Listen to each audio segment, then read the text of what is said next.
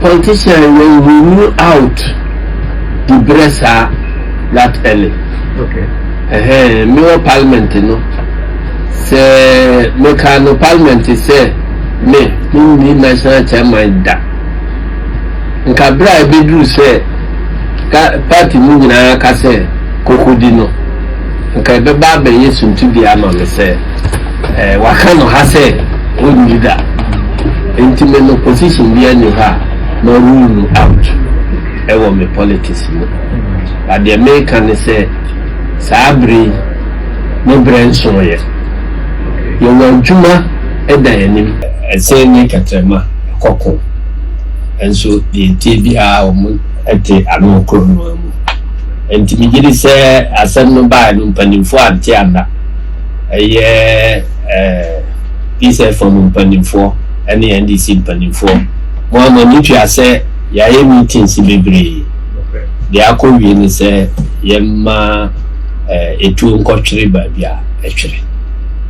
Na amanyofo ene nsanjofo etie bia no ene mo ana benante. Na the abano akire say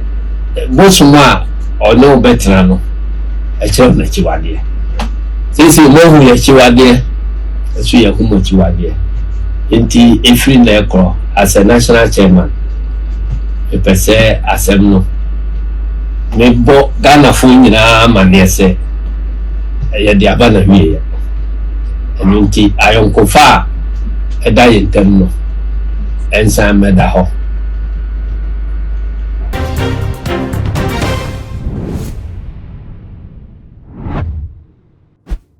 Abusia about 5 years ago, Ella NDC Amanyoko no any despite media Metro Peace FM and a morning show ya a yeko no enya wenjuwe kakra and on am so Emma and went one by court station na NDC show na sa show no eposwa who NDC ni bia say or represent party no ewo so ni nyina enam ensem bi ekọ so ewo chairman general ene Sami Jemfi entem eno nam so krama se say no ka say the chairman general no ye sheda ehu ne hyebre yi se wo ba ana se okọ se yeyi na di se etesen eno akotwetwere ho no ma besi ne ya yehu ba bi a chairman no wo sheda ejina yi na so ena me no e ka say de wo kokokokro na so general mosquito ana say chairman ya oda NDC Amanyoko no ano ya ono so ye friend say chairman general no bi meche esedu enketia akosho no so akoka say we dey adwebrew etu enkotwere bi bia etwere se de wo mo NDC Amanyoko no any Peace FM for ebesan akabum bi ma enche bia ye besan ehuwom ewo show no so aha eye too much GH mesra wo say wo dey dikan no mi edie cheni a obenu subscribe button no so na wo de bell no account say be na upload ni tompe when the first person there won sa ebidi kan akabi abusia se ebo e de ra ensem no de ase na ebidi kan abo amane de se be ye mfie no ni e na NDC Amanyoko no etwe wo ho e di free Peace FM kokoko show no eso ne nyina enam se wo mo a omo pese omo be represent party no na titre ne ya o ye chairman general Kwame Sifakan enso empene so nto no a de ne guest na ya na eba show no so eno nam so e ma na NDC fo no ebo anyu so ntino wo mo twe wo ho e di free show no so ebi so kwa e kire se ntawantawa bi a ekọ so e wo chairman general ene Sami Jemfi entem ne nyina e ka ho bi ena na eno nti ye hu NDC fo e wo show no so efi se ye besi afifu from 2025 January de besi ene ye chairman general ensign emba show no so bi ma Ghana fo ne bisa nsem wana so omo fa emuaye bia emai ena no pay e wo kokoko show no so ena esedu nketia ekọ ye ya wo no ena ye party chairman edema NDC Amanyoko no wo kasa no wo tre se o we de ebraso se de bia eto wo ye frankotwe bia so asumdwe boko wo mo ne despite media esinkonya na ebenefo se bosmo no betena no ena otrew na chiwade enti sa brede Peace FM fo wo mu ahu NDC fo achiwade sa na NDC fo so ehu Peace FM fo achiwade enti sa brede ene de makoko ma wo mu nyina wo mo ye probofo emade wo mu nyina eba betena se na fe show no wo mo asan abaso bi mabusia yenkotie se na esiru nketia de nsem no etu jafa ye wi afi wo kopre se obeye president ana wonko ye de ho so ba besum am say yenya nto aba no kra na mu nhia obi a nsem se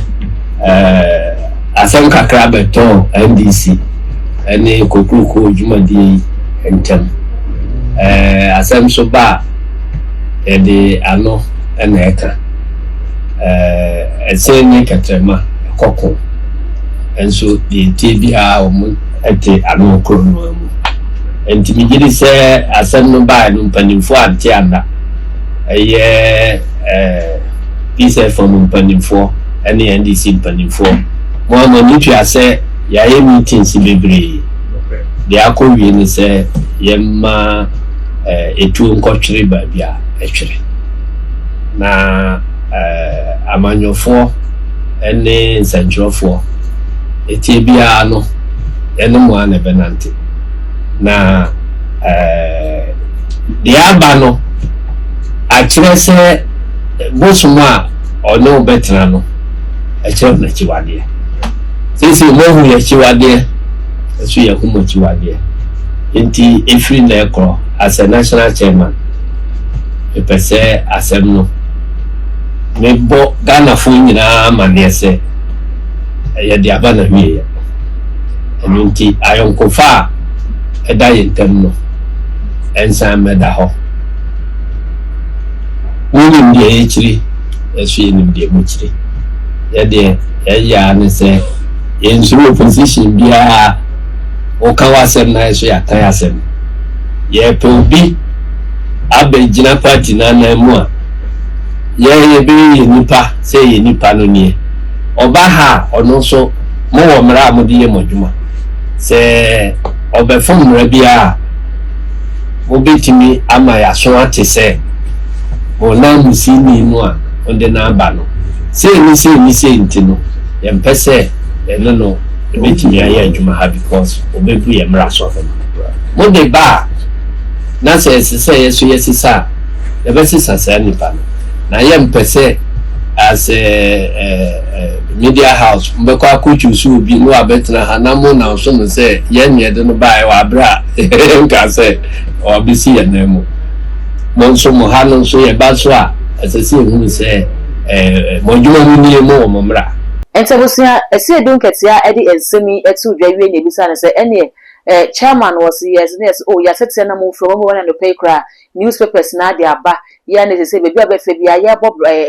Julius Debredi no na yebo esi edun ketie din na yebo honorable Idris nso edin se mo sampenfo imiensa ena se aba no ebeto 2028 amobakwa akwaprebuti ewo NDC amanyoko nim na mpenfo se ne wabotama na fie nso wonchi se wodi ebo mu bi ye hwe wo modembo ewo party nim adwumaso no ya waye wo hye ase afiri fomu a ena wafra ne ne waba be chairman ede ama party no eti se ebre no so se NDC fo abie prono de ato ho se wo mo pe flag bearer wo so obekwa kogire mu bi aprebuti se ne ate no monten so na sei ena ese dunketia ede eno so hu anu yie ebae politician you rule out the bressa that early. Okay. Me parliament no. Say me can parliament say me ni national chairman da. Nka bra e bedru say party mu nyina ka say kokodi no. Nka be ba be yesuntu di ama me say waka no ha say onni da. Intimate no position be any ha ma rule out ewo me politics mo but the American say sabri ne branson ye wa adwuma eda yanim mo me enkoye te se de ba omi ade no ye no wum se da o mu declare 2020 election results no ewie ya ena omoye breaking the 8 almost started Baumia for 2024 nominally ade eba sa offensive to population no say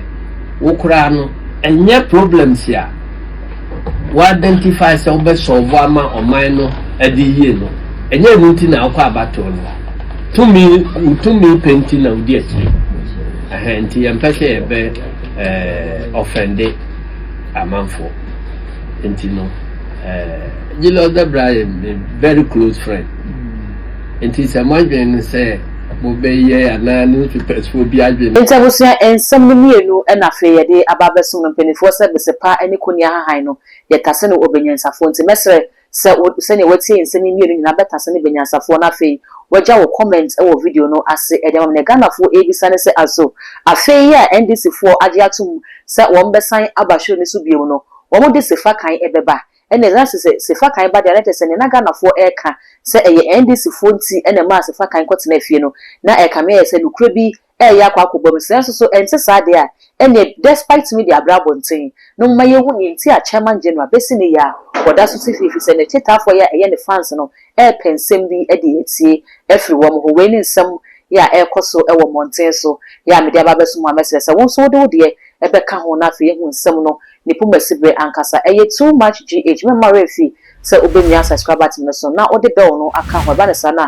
e bo eto mo ape pro na wanyanka ye na fe wabo so hu se ne nsem no ni nyina esiti all the social media platforms so kwa eye too much gh or like wo ho na o subscribe na wo share na wo nua bi so enye bi ahwe me da se sa ba so me ba wonya bre ene adaje editie ni that gold na me je so ye be sen hia